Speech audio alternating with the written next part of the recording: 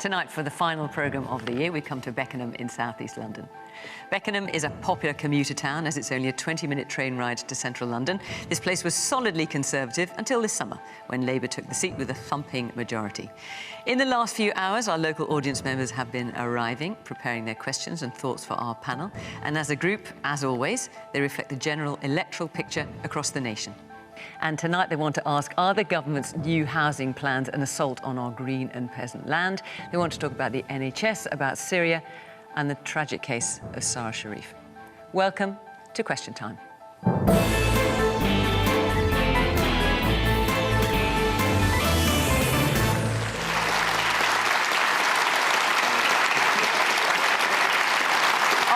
From the government is the Health and Social Care Secretary, Wes Streeting. He's been pretty outspoken since starting that job in July, describing the NHS as broken and saying it must reform or die. Just this week, he warned the service is under record pressure heading into the winter. Nigel Huddleston runs the campaigning headquarters of the Conservatives as one of the party's co-chairs. Before the election, he worked in the Treasury with responsibility for the tax system. From the Liberal Democrats is Christine Jardine. She's held a number of roles in her party and now speaks to them on both Scotland and women and Equalities. Before becoming a politician, she was a journalist for the BBC and for the Press Association. Emma Dabiri is a broadcaster, academic and best-selling author. Her 4 books discuss power structures, ideals of beauty, race and her upbringing in Dublin. She's also written columns for numerous publications and presented documentaries for the BBC and Channel 4. And Piers Morgan is the host of the YouTube interview show Piers Morgan Uncensored. He's also presented programmes for ITV and CNN. And before that, he was a newspaper editor, of course, first of the News of the World and then the Daily Mirror.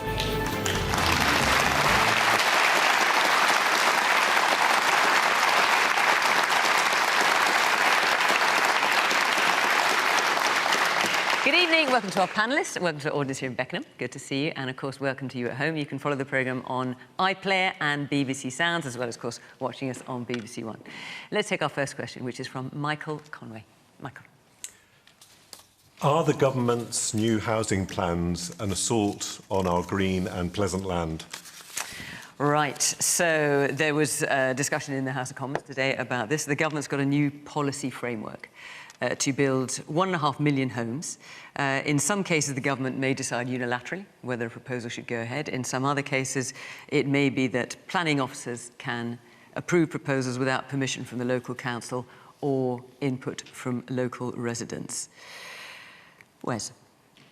No, what they are is an attack on the situation we see in our country today, where too many people are priced out of decent homes, whether that's homes to buy or homes to rent. And for years now, and under successive governments, whether they're Labour-led, Conservative, Liberal Democrat-led in the UK, we have not built the number of homes needed, and this is a simple supply and demand problem. Unless we deal with housing supply, people will continue to be priced out of the housing ladder and people will continue to struggle to afford rents. And that is why the Deputy Prime Minister today has announced, as part of the plan that will be needed to deliver 1.5 million new homes, the planning policy framework that recognises that if we're to get 1.5 million homes, of course we want to do brownfield first, but we're honest about the fact we can't only do brownfield. And within the green belt, there are a number of sites which we are classifying as grey belt, which are not serving greenbelt purposes and where housing would be suitable. For example, and to the gentleman's question, when we think about greenbelt, we do think green and pleasant land. We think parks and open spaces or forests or lovely rural agricultural land. We don't think car park in Tottenham. We don't think disused petrol station. We don't think scrubland. But all of those things I've just described can be found in the current greenbelt. So we are making that decision and we are going ahead with this ambitious plan because I think we've had enough of sticking plaster politics. We've had enough of government by gimmick. We know this won't be popular with everyone, but we've had quite a lot of people trying to do the popular thing and we've ended up paying a really heavy price to the country. So we're going to do the right thing so that people who come, especially from working class backgrounds like mine or Angela Rayner's, our Deputy Prime Ministers, can have the same sort of security of tenure that gave us the chance to realise our potential and be where we are today, rather than being trapped in temporary accommodation, in bed and breakfast, and consigned not just to a childhood in poverty, but potentially a lifetime trapped in poverty. That's what we're trying to end. That's why the Deputy Prime Minister's leadership on this is so important. So why did you oppose 850 homes being built on greenbelt land in your constituency? Yeah. Because that was... Along with many other cabinet ministers, including Angela Rayner and Rachel Reeves. Sure, and there were well-used and are well-used sports pitches that are used by kids and actually people of all ages from a wide range of backgrounds in my constituency, and I didn't think that that housing development was appropriate. I opposed isn't that it, the issue, Wes? and the campaign won. Everywhere where local people or Labour MPs, as I say, cabinet ministers, are opposing these events, there's always a really good reason for it. But that's exactly the thing that stops these houses being built. And you're as guilty of it as anybody else. There's not always a good reason, but it's OK, by the way, and I'm sure we'll get quite a lot of this as the reforms go through.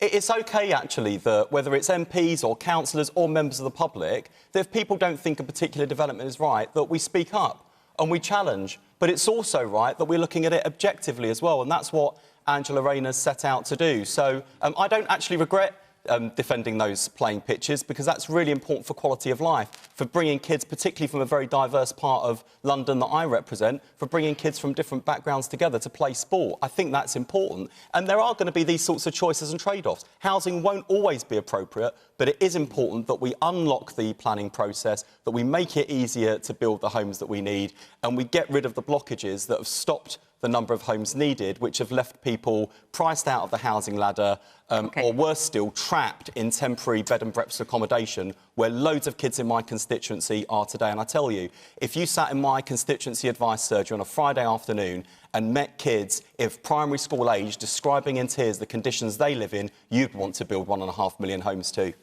So, Nigel, the Conservatives have been very critical of Labour's plans. I mean, you know, a lot of this comes to your door. You promised to build 300,000 homes a year. On average, it was 152,000. It was 2.5 million since 2010, though. It was nothing like what you promised. But, well, nowhere one near. of the reasons being because the planning policy framework is actually very, very difficult. There's no doubt about that. But let's be very clear. Well, why didn't you tackle it then? Well, we did 2.5 million homes, Yeah, but Fiona, you were nowhere near your target, including as you a million in the last government, you know, despite the pandemic. So, actually, we've got a much prouder record on housing than many Labour you governments. scrapped all the housing targets the many... last year. Well, Wes, the hypocrisy is astounding from you, not only on an individual level in terms of don't want building here, you want it in the countryside. It is absolutely incredible you can say this. This is transparently yet another attack on the countryside. This is Labour, generally Labour cities, trying to solve their housing problems by building on generally Tory-run countryside. This is another attack on the countryside. We need more housing, there's no doubt about that, but it needs to be in the right place and the right scale with appropriate consultation. This is Angela Rayner sitting in Whitehall telling all of you what she wants you to do, and she wants to build on your countryside and in your area. And Labour MP after Labour MP, I think 14 of the ministers in government at the moment, when it comes to their own development in their own areas, they go, not here, thank you very much. So, look, we do need to solve this problem. We do need more housing. But the idea that the city's problems can be solved in the countryside is not the right route. No way. Man there in the middle. Isn't the fact is that there's 150,000, up to a planning application for 150,000 houses have already been granted, and the builders have just been sitting on it and not building. So the builders can only build what they can sell, and they cannot just build that 1.5 million houses in 5 years that you're promising, because they can't sell them. All right, I'll come back to you on that, Wes. Let me hear a bit more from you. It's Ben in the green top. Yeah, I agree. I mean, there's people... My generation, it's a pipe dream to own a home, really. It's so expensive. The consensus hasn't worked. The Tories have had 14 years. They haven't built the homes we need. If Labour need to change some of the rules, make it easier, grease the wheels, if you like, then that's what we need to do. We need more homes. All right. Michael, you wanted to come back in. You asked the question. Yes, I applaud the government's intention to build 1.5 million affordable homes, but we've already heard from the panel about the challenge of the infrastructure to be able to do that. But good luck to the government in the delivery of this pledge. OK. Piers. It's all going to happen. Sorry, Wes. Oh, you really are the Grinch this Christmas, aren't you? I don't want to be the Grinch. It's just not going to happen. in the same way that the promises we got from the Conservatives didn't happen. 2.5 million homes, Piers. Yeah, but it wasn't what you said it was going to be, which was massively more. And you say 1.5 million by when? By the end of this Parliament. OK, great. Let's have a bet. £1. Not this again. We've seen where this goes with all of your bets. The British Prime Minister your guy Rishi didn't pay up in the end, but £1 to charity, £1 for every home you don't build up to 1.5 million by the end of the Parliament. You taking it? Unlike Rishi Sunak, I don't have that kind of money, Piers. Right, exactly. So you're admitting you're not going to hit the target. Is my point. And look, I'll tell you a little story. Notre Dame. We all watched the amazing scene of Notre Dame being reopened. 5 years they rebuilt this incredible cathedral, and the world went down there, and it was amazing. And I remember walking near Notre Dame just after it had burned down. I thought, there's no way they're going to build that in 20 years. It looked destroyed. But they did it. They did it because they had a will to do it. Let me compare and contrast to an iconic monument in London, which is Hammersmith Bridge, which is near where I live. Hammersmith Bridge, in the same year, 2019, got cracks. So they stopped all cars going over the bridge. And 5 years later, it's still not got any cars. And we're being told it's going to be at least another 5 years. In fact, it may never reopen to cars. How can that be possible in a country like this, which used to be a world beater? We can't even repair cracks in a major bridge. So people in West London have endless traffic hell because we just can't get our act together. Why can't we get our act together? Because the great planning experts over there from the Tories, this is Grant Shapps, decided when he was Transport Secretary that the cost should be split between Department for Transport, Transport for London and the Hammersmith and Fulham Council. And they literally cannot get their act together to do anything. And I was reading the other day, just on this same theme, Britain hasn't built a reservoir since 1992, despite a growth in population of 10 million people. Each mile of high-speed 2 is costing 4 times as much as high-speed rail in Italy and 8 times more than high-speed rail in France, and so far ours doesn't even exist. And the planning documentation for the Lower Thames crossing comes to 300,000 pages, and the project has so far cost £300 million. No building work has taken place. Norway spent less than half that amount on actually building and opening the world's longest road tunnel. So do you think, so my Piers, point is, what is your point? Do you think the government is right? I mean, Michael Conway is your I agree with what is it an assault on our green and pleasant land? Well, I don't think it's that, although you've got to be careful. Look, 91.7% of Britain is undeveloped. Let's get it in context. I don't think that's the big issue. In principle, I totally buy into what Labour are doing. I've got 3 sons from 31 to 24, and it's incredibly expensive for any young people now to get on the housing. Okay. All right, let me bring Christine. So I hope they're right. I just don't think they can deliver it. Christine. Well, the principle I agree with, because we have a housing crisis. We need to build more houses. We need to target them. We need to make sure they are the right houses in the right place. And the point the gentleman made about the developers sitting on developments and them not being built is because at the moment we have basically a developer-led system where the developers want to build houses. They build houses. Now, the flaw I see in Labour's plan is that they're not actually following what communities want and communities need. We need to build the houses where the communities want them. Now, in Kingston, in Ed Davies' constituency at the moment, there's a project which has been completely community-led, Cambridge Road project, I think it's called. They're building 2,000 homes. They are redeveloping the area. They're building them where the community wants them, where the infrastructure is. That's what we need to be doing. And the other problem with Angela's plan is that if she makes a decision in Whitehall, it's not community-led, it's not responding to what the community want, and it might be open to judicial review, and then we'll have more delays. And the houses that we desperately need will wait longer. OK. You've got a question here at the front. I think it's more nuanced than that. There is this land bank, but we're trying to build 2 accessible homes. Individuals trying to borrow money is really difficult, and I think it would be very simple for a government-backed guarantee scheme where individuals could apply that's outside the normal mortgage system. And I think that it's not going to open up millions of homes, but it will certainly make a substantial difference to where people want them to be built. OK. The woman there in the dark top there in the middle of the row. we need first-time buyers to be able to buy things, and we need builders to be able to build things. So surely we need to look at bringing Help to Buy back to make it affordable for first-time buyers and to make it profitable for builders to do what we need them to do. I agree.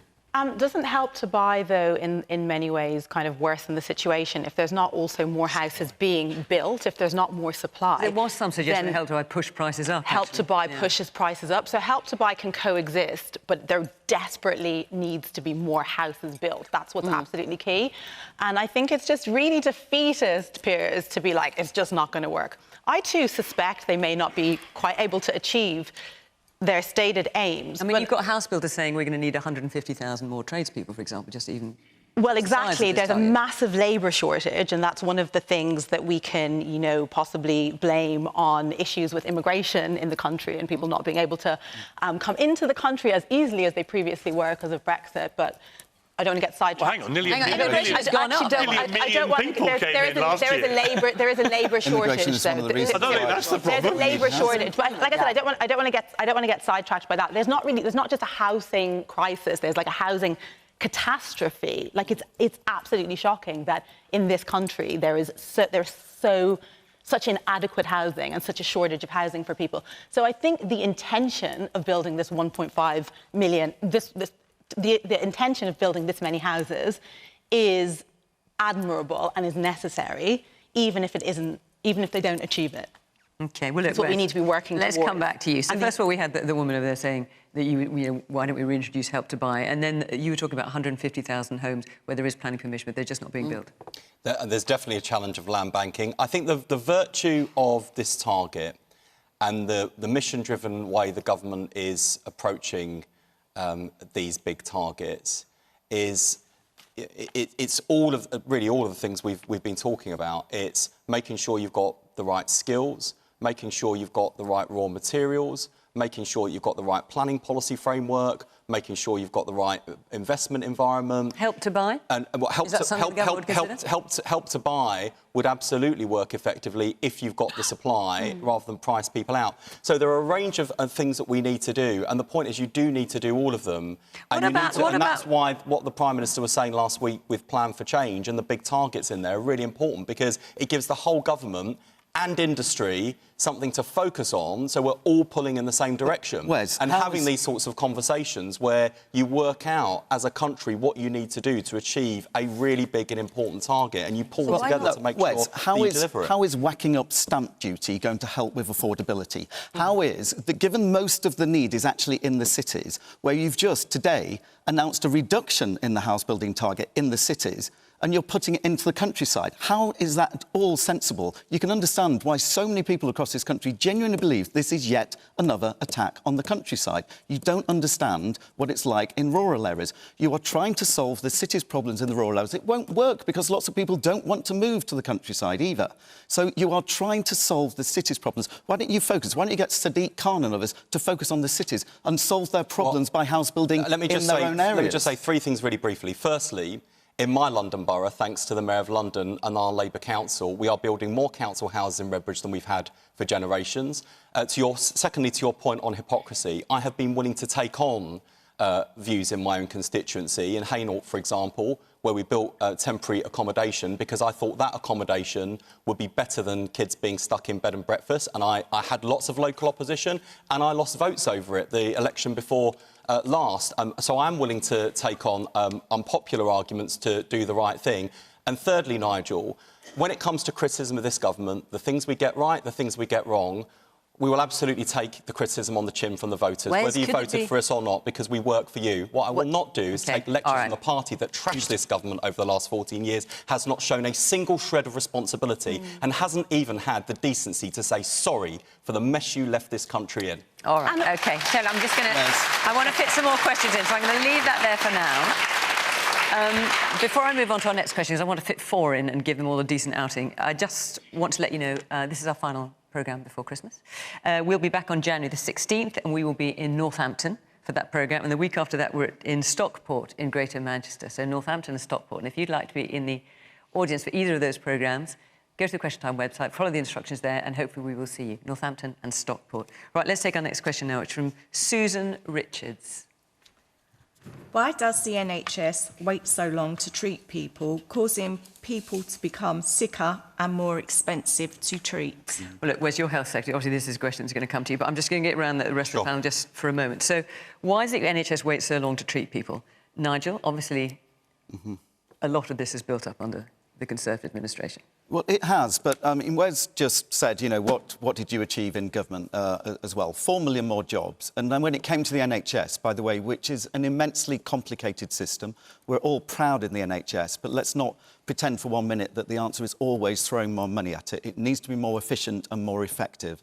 And that is one of the key goals. Now, over the last 14 years, we've spent 1/3 more in real terms on the NHS. But the focus isn't just on the inputs, it needs to be on the outputs. And the point you're getting at there, and I said, you know, I'm a former sports minister, and one of the problems is, around the world, the sports minister is usually part of the health system, health minister, because it needs to be focused on where we can improve physical activity, health and well-being. We don't really have an NHS, it's a National Illness Service. So an integrated approach is key, and making sure that we get everybody fit and healthy and active is part of that as well. But in terms of the timings, you are right. We need investment in the NHS. It needs to be particularly focused on IT, which is a real challenge, and actually Jeremy Hunt's last budget really focused on that.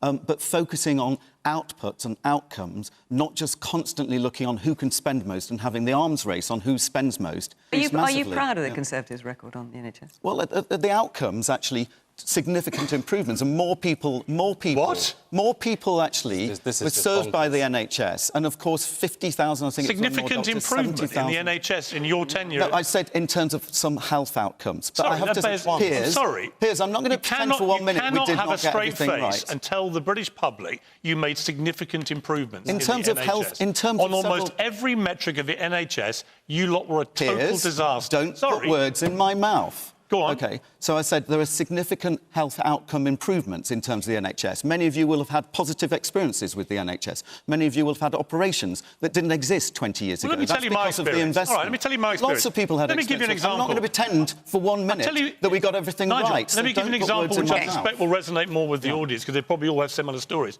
About a year ago, my mother had a heart attack and ended up, after being diagnosed with a heart attack, spending about 8 hours on a trolley in a corridor in A&E down in the South Coast, and there were 35 other people on trolleys there. And I was then sent letters by people, when I talked about this, who said that their relatives had died in that corridor, waiting to be treated. Now, when she got the treatment, it was fantastic. We have world-class doctors, nurses, surgeons, and so on. That's exactly what I was saying. But our A&E units are like war zones. And successive governments going back a long time now have absolutely failed the NHS as a system and a service and the people who work in it. And to try and pretend otherwise... I didn't pretend otherwise. All right, and do you think Labour has the answer? You know, I like Wes.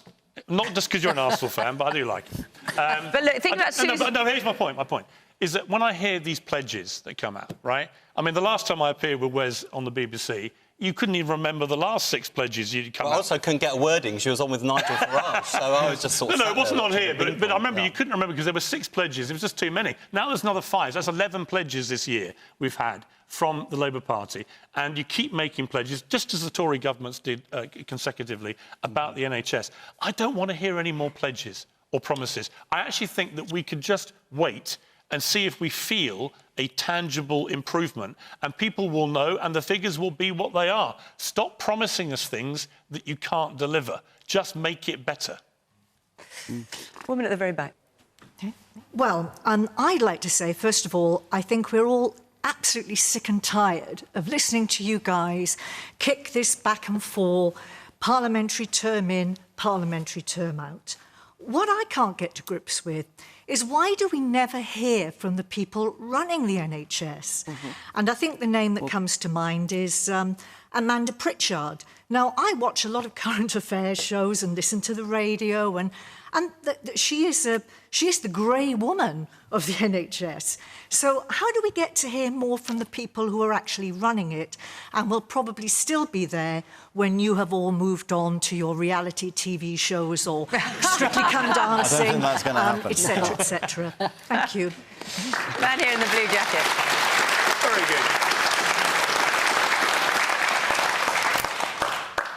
Yes, Wes, I think I hope you can do a good job with this. I really genuinely do.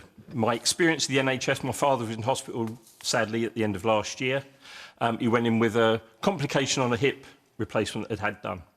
Within a week, it was solved. He was in hospital for 9 weeks because there was nowhere for him to go. There was no way to get him home. There was no local support. So he blocked a bed for 9 weeks when he needed to be there for 1 week. Yeah. Governments continue to say, we're ploughing money in, we're ploughing money in, we're putting more money in than you, more money in than you. Where's it going? What are you doing with it? Letters come after an appointment through Royal Mail. Yeah. You get a letter a week after the appointment's gone. Yeah. And then you're penalised for missing the appointment. We need to get a joined-up way of working, whether this is cross-party, involving people from the NHS, whatever we need to do, we've got to find a way to connect this up together. Now, Wes, I know you've talked about wanting to get cross-party working on social care and you're just trying to work out a way of doing it. When can we expect a plan for social care? Well, in the new year, we'll have more to say about that. And since the general election, just to recap, we've had fair pay agreements for care workers in the Employment Rights Bill. That'll be the first fair pay agreements ever in our country that will improve our ability to recruit and retain care workers and value them as care professionals, the biggest expansion of carers allowance since the 1970s, and as well as more funding for health and social care and local government in the budget, there was ring-fence funding specifically for social care. You've also had national insurance employers' contributions, which care homes have said means they may have to lay care workers off. I'll come back to that in just a moment. That's an important point as well. I'm not pretending that those three things are the panacea to fix everything in social care, nor am I going to sit here and say that ending the junior doctors' strike with a resident doctors' deal in a few weeks after office has solved everything, or the 1,000 more GPs we funded onto the front line solves everything, or any of the other measures that we've taken, particularly on public health, the mental health bill in Parliament, tobacco and vapes. Yeah, now you're just trying to list your achievements, Wes, but actually what the man here wants to know is when will social care be sorted out? Yeah. Well, just two things. Firstly, I think it is important that we report back on what we're doing, point one. Secondly, that we're also clear that we don't think that this is job done, problem solved. This is going to take time, and we're building, as well as the action we're already taking on the NHS, change.nhs.uk, the biggest national conversation we've ever had. Hang on, I still haven't got an answer to this most. When can we expect to see social care, plan that is going to work? I've just told you we were setting that out in the new year. Wes, you've scrapped the plans that we had in place. Nigel, I just refer you to my previous answer on this with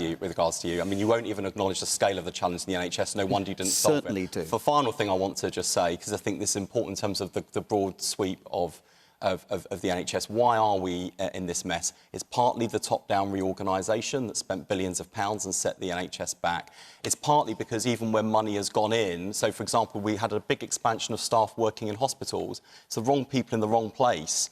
And so that's why I've talked so much in opposition and now in government about the need for investment, yes, of course, but also reform to the way that the NHS works. We have to improve the productivity of the NHS. So on waiting lists, for example, we're not just investing more to cut NHS waiting lists and ramping up to the 40,000 more appointments a week that we promised. We're also changing the way we do those clinics, taking some of the best practice in some of our top hospitals so that we can get more people through in a single day. So we're reforming the way the NHS works. Okay. This is going to take time, some of the but we've got a plan to do it, and we've got the record. And the biggest tragedy of all is that we did deliver, when we were last in, the shortest waiting times and the highest patient satisfaction in history, which is why my predecessors, my Labour predecessors, were able to say unequivocally they were proud of their record.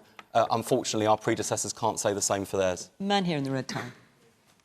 Yeah, so, I mean, now the GPs are finding innovative ways of delaying appointments. For example, now they've introduced a triage system. So, obviously, there's a shortage of doctors coming into the system. So what is the Labour's plan to introduce, incentive for students to join medicine and for more graduates coming into the profession? OK, let me move around a little bit before I get back to you. Yes, you want to say something at the very back. Yeah, no, just behind you. When the NHS was founded, I think the population of the UK was 50 million. The population now is over 70 million.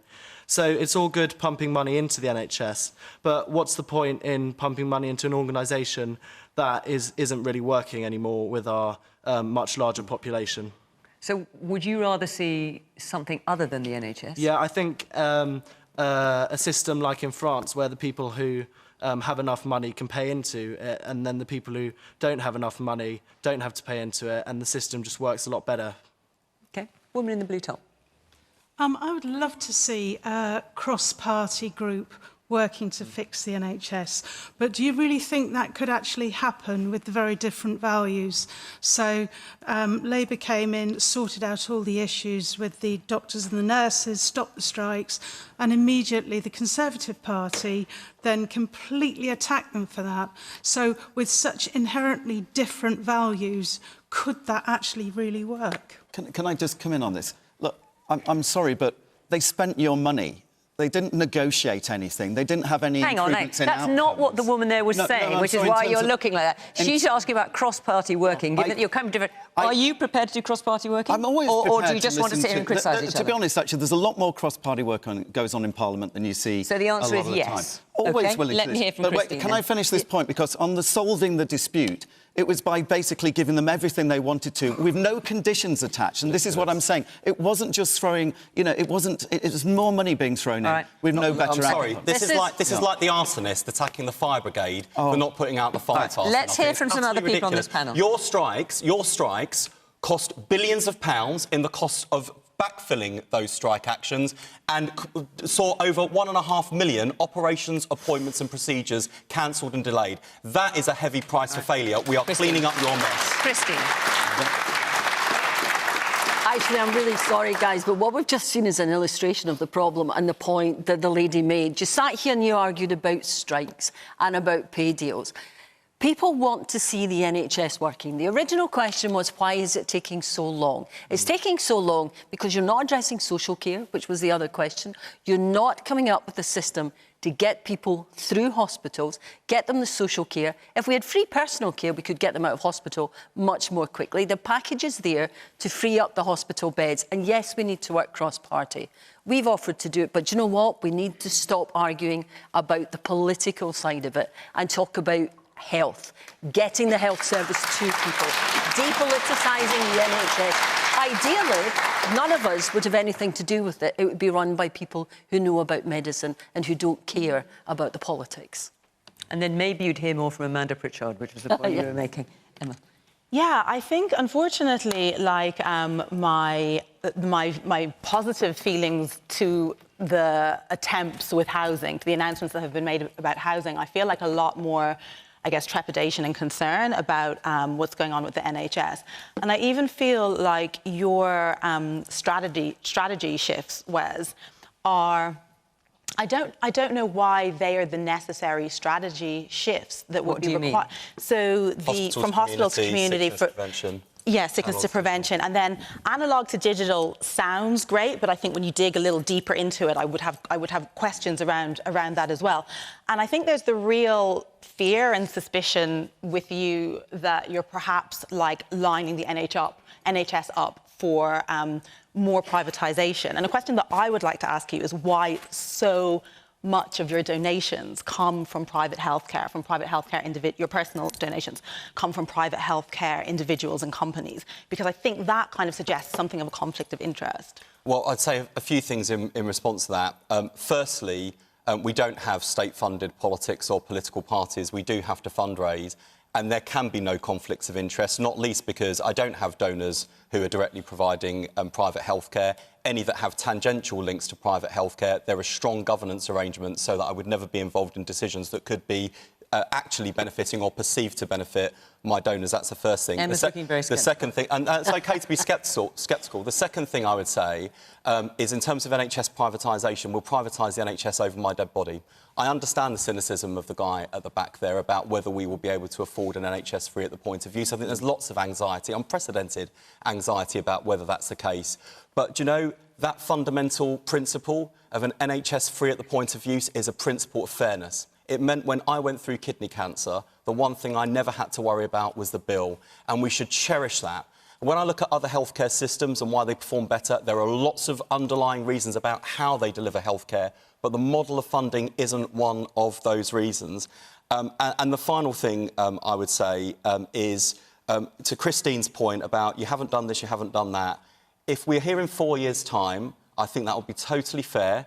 Bear in mind, we've only been in 5 months. That's why, Fiona, by the way, I was keen to list the things... But it should have been top of your list. But I was keen to list the things that we have been doing, because it's important people know we have hit the ground running. We're going as hard and fast as we can. Change is going to take time. Real change always does. But we can do it. What happens if you don't hit your targets? I mean, you want them to be held accountable, quite rightly, for 14 years of failure. But if you, in 4 years' time, have substantively failed to hit these targets, which is why I don't think you should keep setting endless targets anyway, but if you don't hit them, where's the accountability? Would you say now to the electorate that if we haven't hit them, you should not vote for us in the next election? Two things. Firstly, I had accountability this afternoon when the Prime Minister was in my department asking how I'm going on cutting waiting lists. No, I mean to the electorate. And then I get accountability from the electorate, and so do we. And just to say, finally, because I think your point, Piers, about people don't want plans, promises, I think that's a fair challenge, actually. And I just want everyone watching, whether in the audience or at home, to know we know how we're going to be judged. We know we're going to be judged on results and delivery now. That's the opportunity that you've given us by being in government. All right. And we know that by the next election, we have to be able to knock on your doors or put leaflets through your letterbox that show how this country is in a better state at the end of this Parliament than it was at the beginning. All I'm saying is give us some time, give change a chance. It does take time. We've hit the ground running. I think the words like change and reform are coded positive, but they're very nebulous. So I have concern about the change and the reform. And I don't understand the priority from hospital to community. I don't understand why that is such a kind of pressing priority. And I feel that already there are so few, there are not enough hospital beds. Why is the priority to have kind of less investment in hospitals? Very briefly, and how will complex care be catered to in the community? It's a really good question. So what it means is, because people can't get a GP appointment, which costs the NHS about 40 quid, they end up in A&E, which costs 400. So when I say hospital community, I don't mean shutting hospitals. What I mean is better access at the front door of the NHS, care closer to people's home, often in people's homes. That's how we deliver better outcomes for patients and better value for taxpayers' money, so we can deal with the point about the NHS being sustainable. Let's move on. Longer term. We're not going to get our questions in. I want to take a question now from Alexia. Alexia Zavu. Yes, there you are. Following the tragic news about Sarah Sharif, is it time to tighten legal requirements around elective home education? So, listen, I'm sure you don't need me to remind you of the details, but let me just say, so Sarah Sharif was 10 when she was murdered by her father and her stepmother, endured horrific suffering, and she was taken out of school and homeschooled. And then she was out of sight, out of mind, and she died. Now, look, let's just take it as a given, because we're reasonably short of time, and I want to get through these questions. You don't need to tell us all how awful you feel about what's happened. It's unspeakably tragic. The question is it time to tighten legal requirements around elective home education? Christine. Well, I think we do have to look at it very carefully. And one of my colleagues, Will Foster, is the MP for the area in which the family lived, and he's called for an inquest into this. And this is one of the things that we need to look at. Like probably everybody else in this room, I am so tired of hearing of these cases and us saying we have to learn lessons and it mustn't happen again, and then it happens again. And I think this time we have to, as the lady said, we have to look at how it happened and how it was that no one knew that this child was being so horrifically abused. And perhaps it was because... They all knew. Yes, everybody knew. I mean, that's the point, isn't it? I mean, the fact that she was taken... but the scandal here is that everybody knew. As the lady was saying, she was being homeschooled, so perhaps, yes, we do need to look at how, if a child is taken out of school and there are these suspicions, we look at it. And we do, first of all, need an inquest to look at the circumstances in all of this and try this time to see where the mistakes were made and change it. Piers, so you've got the Children's Commissioner, Rachel D'Souza, saying there needs to be some kind of system where if a child is known to be at risk, as Sarah was before she was even born, children like that should not be homeschooled, and they should be registered for homeschooling anyway. Yeah, I mean, this poor girl, Surrey County Council made her the subject of their child protection plan when she was born because of the ongoing allegations of violence against her father. He was arrested for attacking 3 different women 3 different times. He was attacking his siblings. He was a known violent person.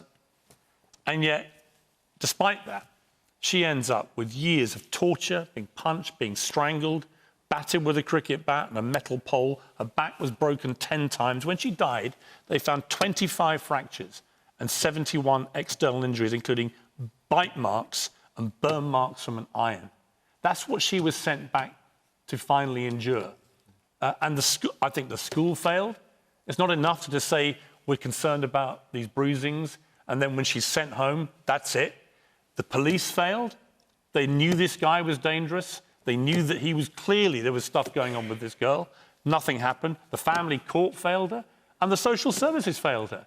And it's not the only time they failed. And each time we have one of these cases from baby P onwards, we keep being told lessons will be learned. They're not being learned.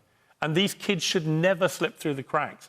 I mean, there were 15 different occasions throughout all of these official bodies where somebody should have stopped this. And 15 times she got failed. Yes, she was failed by a despicable, monstrous father and stepmother. Yes, of course. And they're the most blameworthy of all. But every single other person whose literal job it is to protect children in this situation spectacularly failed that girl, and that is why she's dead.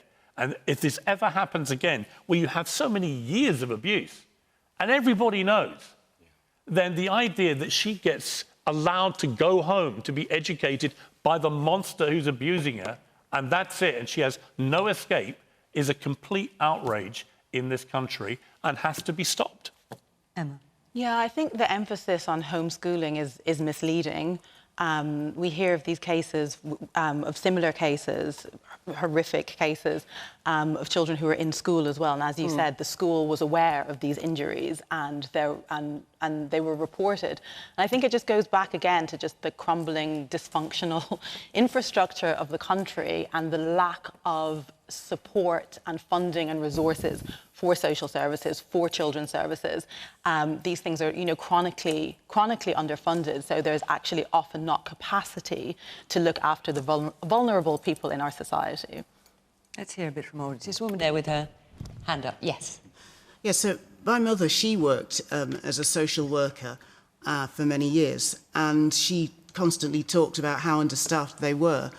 And basically, she was actually a contractor. But even then, she had such a massive workload, and she certainly felt very guilty that she couldn't get to everybody that she needed to. And I think there really is a problem of resourcing. I know this question is around homeschooling, but I think what this has shown is the wider issue, because even things like Sarah Sharif, she actually wore a hijab, for instance, and even nobody sort of took any notice. There were no alarm bells there. Even just suggesting that, she was covering bruises. And so I think there is a wider issue, not just around homeschooling, but just this joined-up thinking, say, between the social services and the educational system. And that's where the failings were. And sadly, she's no longer here. I completely agree. The homeschooling is a distraction almost. Well, she wasn't homeschooled. She was home-tortured. Yeah. Let's not kid ourselves. Yes, in the white shirt there. Yes, you've got your hand up in the middle towards the back. Yes. Yes, you. How do we stop all these cases like slipping under the cracks almost, because they happen far too frequently?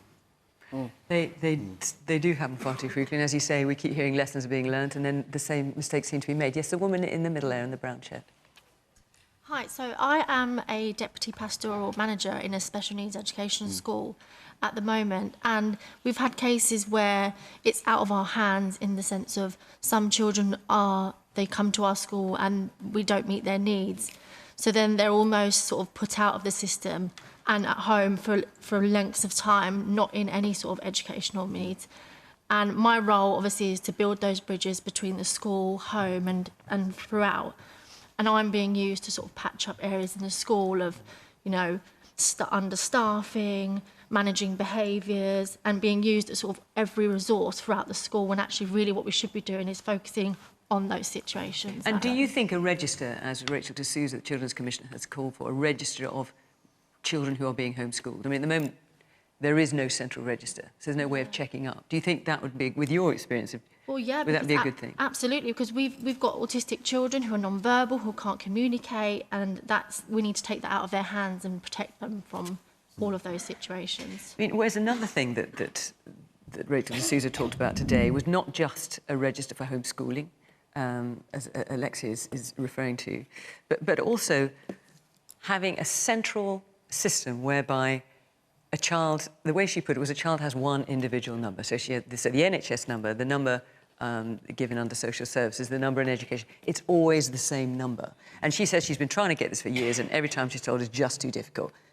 As Health Secretary, is that something you could make happen? And would you want to make it happen? Yeah, so two things. Firstly, we are going to bring in a homeschool register. We are going to legislate to do it. It was in the King's speech, and this case shows, tragically, why it's not panacea, it won't solve everything, but it is absolutely necessary, and we will face down the opposition to this measure from lots of well-heeled homeschoolers who think that it's all about, you know, lovely trips abroad and a wonderful kind of enriching environment at home. There are real child safety issues, so we are finally going to bite the bullet and do this.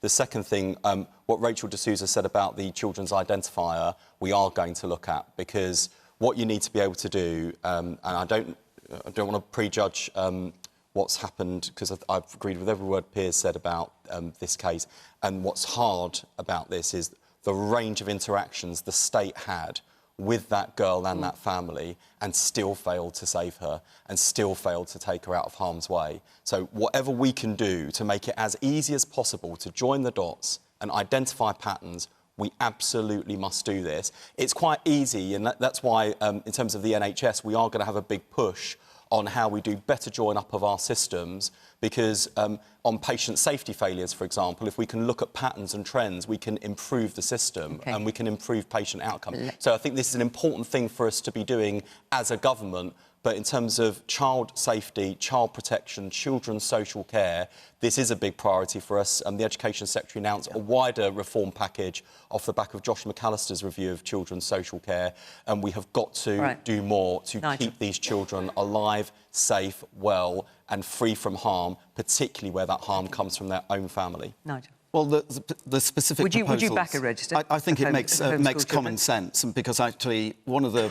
You know, you see us Barney here, you see us Barney in the House of Commons. What you probably don't see so much is when we go back to the constituencies and do surgeries and meet with schools and social workers. These things are all too common. They really are. And we hear heart-rending stories in surgeries and so on about terrible abuse going on. Now, let's be very clear. The blame lies with the evildoers and the people who are killing and abusing their children. What society does then, in terms of the institutions, the family, neighbours and so on, we've all got a part to play here. One of the concerns I've got, though, is if we start to do the blame game everywhere, who would want to go into social work? Who would want to do these things? Because I think the challenge is, it makes people a little bit afraid to raise their hand and say there's something wrong here, what's going on? Because, you know, if you don't feel like you're going to get that support, if you don't feel like your role, in particular in social work, is seen as hugely important, and people will be there to back you up when you do stick your neck out, then I think there's something wrong there as well. So there's no easy solution to this. What you're proposing, Wes, seems eminently sensible. But, you know, let's just be a better society as well. Also very firmly lies with, like, the 14 years of, like, Tory government and just, like, the gross, like, austerity and, like, defunding and asset stripping of the country as well. So I actually find it, like, interesting for you to just sit there and bold-facedly talk about blame and not take any kind of, like, accountability for, like, what your government has done to this country. Well, as I said earlier on, I'm sorry, I will say this. We did not get everything right in the last government, and I will apologise now for the mistakes we made. Every government will make mistakes. We also had pretty difficult circumstances. But also, can we just stop this narrative? 4 million more jobs over the last 14 years. I'm sorry, even your attitude when we were... Hang on, we are a million miles from the question. Wait a minute, which is what everyone's talking about. We just got the 14 years of austerity argument. When we were talking about housing and you were bringing back a really... important part of where's the sense of national identity? When we were talking about housing, you're doing this very divisive... there's no... OK, one of the problems with housing in this country I think you're talking divisiveness by saying... I'm not... No, is that local councils can veto national targets with housing. I don't want to go back to housing too much, but just when you were... OK, so they're... We're getting quite far off the question. I know, and I want to get another question in. I think this point is important to make, and then I'm going to move very on. quickly. So the fact that, like, local authorities, local councils can, their objections can scupper national targets around housing, OK, is something that the government now, the new Labour government, seems to be really trying to address by saying they're going to briefly, build because we rather dealt than with block. this at the beginning of the programme. Yeah, I know, but I didn't get a chance to make this point, and I think it's important. But Nigel's narrative was very much like, oh, it's the towns against the country, and this is the narrative that is preventing. Well, where's the house building? Hang on, I'm going to stop this here because we dealt with this issue, and I've got one more to get in, which is a really important issue. We've got now not that much time to it, but we're going to do it anyway. So Lucy, there you are. Let's hear your question. As President-elect Trump wants nothing to do with Syria, just how involved should the UK be in rebuilding it? Piers. Well, look, first of all, it's brilliant that Assad has gone. I think we should be crystal clear about that. He could have gone in 2013 if Labour had got their act together and not voted against military action that David Cameron, the Prime Minister, wanted to take. And by Labour voting that down under Ed Miliband's leadership, Barack Obama then bottled it. And out of that came Russia siding with Assad. And out of that came all the mayhem, not just in loss of life and appalling scenes in Syria, but the enormous numbers of people who then left Syria and migrated across Europe, causing all sorts of problems in all sorts of countries, not least for the poor people that were being displaced. So it was carnage which we could have stopped as a country, I think, back in 2013. And Ed Miliband's been very quiet about what he did back then on behalf of his party. And I'd be interested whether Wes, now, who wasn't involved, blaming you, whether you would agree that that was a big mistake with hindsight. Well, we've only got 4 minutes left, so shall we ask Wes that question? Yeah. Look, with hindsight, I think we can say, looking back on the events of 2013, that the hesitation of this country and the United States create a vacuum that Russia moved into and kept Assad in power for much longer. So that was a mistake by Labour. Hang on just a second.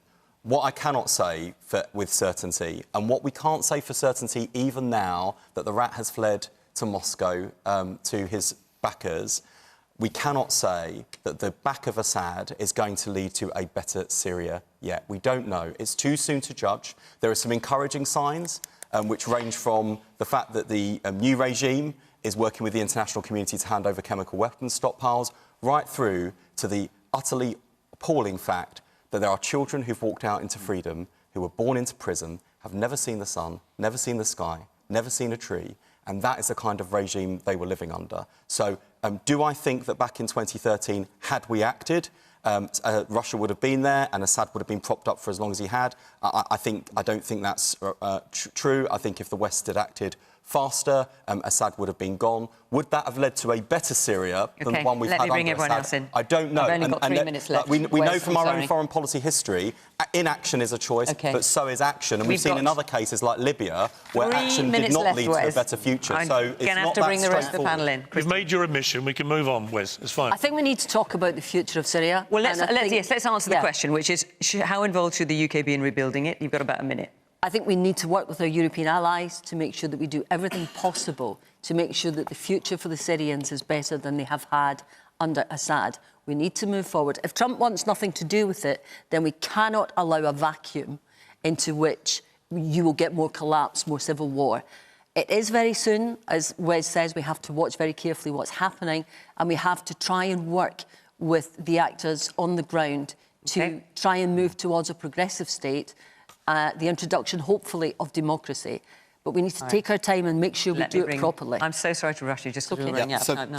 So few tears will be shed over the dismissal of Assad. And Piers is right. We called for this and tried to act on that a decade ago. But we're no longer the world's policeman. We can't do these things on our own. Christine's right. We need to act internationally. We also do you think we should be involved in helping to rebuild Syria? I mean, certainly there's a responsibility as part of an international effort. There's no doubt about that, because they need our help. That's beyond question.